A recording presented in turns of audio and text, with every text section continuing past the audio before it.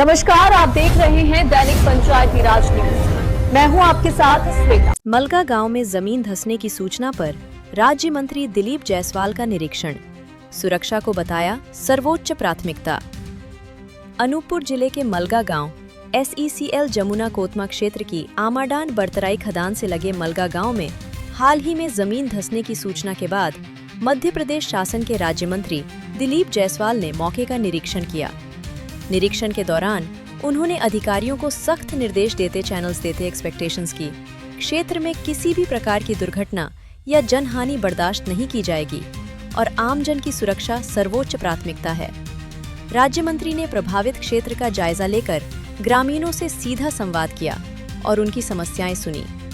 उन्होंने जिला प्रशासन एवं साउथ ईस्टर्न कोलफील्ड्स लिमिटेड प्रबंधन को निर्देश दिए कि खनन से प्रभावित क्षेत्रों का तत्काल सर्वे कराया जाए तथा संभावित जोखिम वाले स्थानों की पहचान कर आवश्यक सुरक्षा उपाय सुनिश्चित किए जाएं। उन्होंने स्पष्ट किया कि जिन परिवारों पर खनन गतिविधियों का प्रतिकूल प्रभाव पड़ा है, उन्हें शासन के नियमानुसार सहायता उपलब्ध कराई जाएगी। साथ ही प्रभावित लोगों को मुआवजा, रोजगार एवं अन्य पात्र सुविधाओं का लाभ दिलाने के लिए सर्वे कर शीघ्र प्रक्रिया शुरू करने के निर्देश दिए गए। राज्य मंत्री ने कहा कि शासन प्रभावित परिवारों के साथ खड़ा है और किसी भी प्रकार की लापरवाही स्वीकार नहीं की जाएगी। प्रशासन और SECL प्रबंधन को आपसी समन्वय से कार्य करते हुए प्रभावितों को शीघ्र राहत, मुआवजा और रोजगार संबंधी लाभ दिलाने के निर्देश भी दिए गए। ये जो स्थिति निर्मित हुई और जैसा जानकारी मिला, इसीलिए मैं तत्काल बाई रोड भोपाल से चल करके यहाँ आया और अपने ज़िले के पूरे प्रशासन के अधिकारियों को लेकर आए और साथ में कॉलोनी प्रबंधन के भी अधिकारियों को लेकर आए। और इसके लिए आपने देखा भी पूरी सब कुछ एक टीम बना दी गई कि कॉलोनी तो अपने जो उनके SECL के जो है जांच अधिकारी, उनके माध्यम से जांच तो कराएंगे ही, उसके अतिरिक्त DGM जो होता है, DGMS के माध्यम से भी जांच होगी और साथ ही कलेक्टर से भी बोला गया है, कलेक्टर से ये भी कहा गया है कि अलग से भी माइनिंग की टीम के मतलब क्रॉस चेकअप भी करवाए।